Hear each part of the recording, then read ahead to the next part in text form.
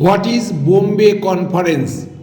1975 সালে জানুয়ারিতে বোম্বাই শহরের ভাবা অ্যাটমিক রিসার্চ সেন্টারে এই তৃতীয় আন্তর্জাতিক সম্মেলন অনুষ্ঠিত হয়েছিল।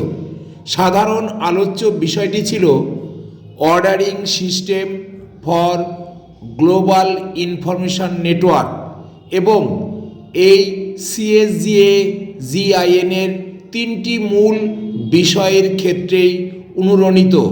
নাম্বার 1, বর্গীকরণ ও তথ্য সংগঠনের ক্ষেত্রে ভাষাতাত্ত্বিক গবেষণা।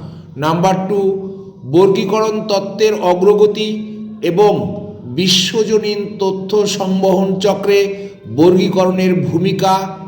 এবং নাম্বার 3, তথ্য ব্যবস্থায় আধুনিক প্রযুক্তি বিজ্ঞানের প্রভাব।